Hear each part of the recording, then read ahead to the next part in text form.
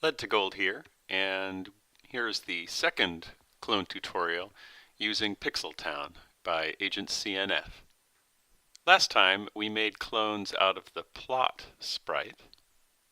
This time we're going to look at the build buttons. The build buttons act sort of like a menu, allowing you to select the building that you want to put on a particular plot.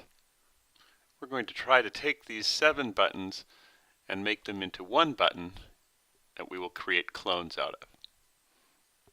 And one of the things that makes this one more complicated than the last one is the costumes. Each button has a single costume, but our clone button is going to need to have all of those costumes. There are also more differences in the code than there were for the plot sprite. If we look here, if we switch back and forth, we'll see there's a tip text, there's the location, and then there are 3 other pieces of data: the cost, the score, and the building type. Well, let's get started. We're going to make a copy, and we'll call it build button. And as I like to do with all my sprites, we'll add a comment. It talks about what the sprite does and what our to-do items are. So there are 4 things we need to do to start. We need to copy the costumes from the original sprites. We need to create lists for all these data items we have. We need to create the clones. Again, we only need to create 6, and then the original one will be the 7th. And then we need to figure out where to place them. Let's start with the costumes.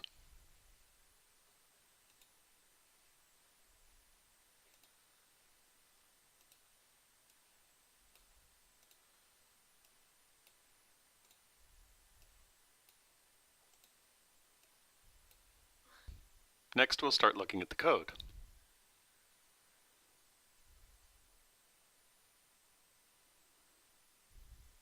I'll go into each of the old sprites and pull out the interesting pieces of information.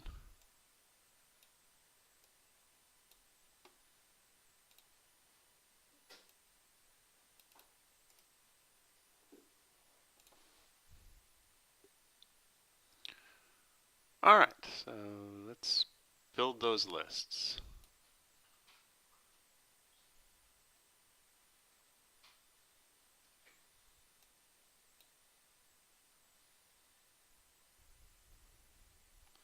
So it's pretty obvious that these will translate pretty easily into lists. So let's make some lists. Now I could make them for this sprite only, but then when I created the clones, each sprite would have its own copy of the list. We really only need 1 copy of the list, so we can make this for all sprites. The first one we'll do is the tip text. We'll call it building tips.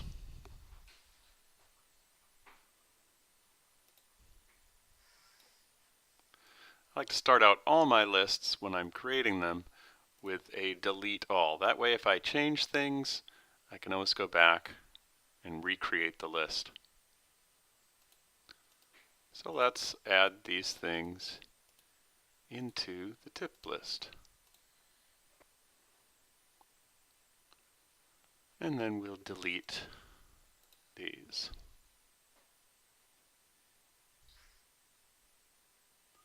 And for the moment, I'm going to copy these lists into the backpack. Later on, I will put them on the stage rather than have them cluttering up the button code. We're going to leave the placement for a little while and create lists from these other 3 pieces of data.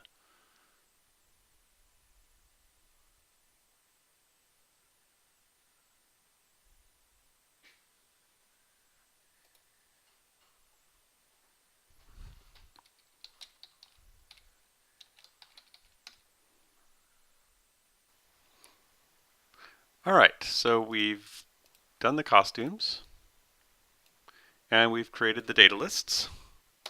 So now we have to create the clones. So again, we'll go into control, just like with the plot sprite. We'll get create clones. We'll repeat it 6 times. And as we did before, we will create an ID value, which will exist for each sprite. We will start it off at 1, and we will change it each time after we create the clone. Similarly, we're going to set the costume at the beginning and go to the next one after we create the clone. So at the end of this process, we will have 7 identical sprites, except that they will have different IDs and different costumes. The last thing we have to do is place them. If you look at these, they all fall into a regular pattern, except for the last one. And luckily the last one is by itself anyway, so we can just change the placement of the last one there. The remaining ones fall into a pattern, and I've done the math that does that pattern right here. This will place the clones in the appropriate location. So let's try this out. We're going to need to show them. And when we click on this, it should build those clones. There we go. So let's make sure we build them at the beginning.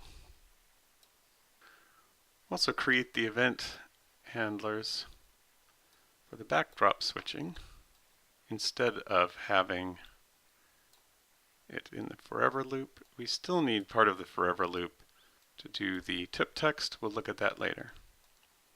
All right. The last thing we have to do is get this click code in. And now we can use the data that we created in the lists to take care of this. Remember, we have our ID for each clone. So we can look up these values in the appropriate lists using the ID. We have the cost. We have the score and the tips. So we're going to change the money. Now the cost, when I entered it in a positive, so we have to make it a negative. We have the score. We have the building name. And we have the tip. Last thing here is we need to use the cost to do this condition. Just going to change it around a little bit. We're going to say if money is not less than the cost. The last thing I'm going to do is create a block for the clone making. I'm going to start the forever loop when we switch to the build backdrop, and I will stop that loop when we switch back to town. So let's try it out.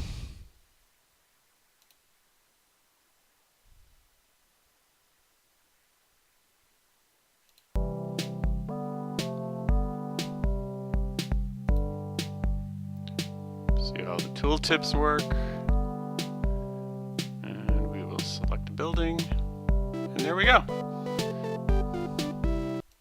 So in this tutorial, we took the 7 build buttons. We made one button. We put all the functionality into this one little bit of code, and everything still works as it did before. In the next clone tutorial, I'll try to show you why I did all this work in the first place.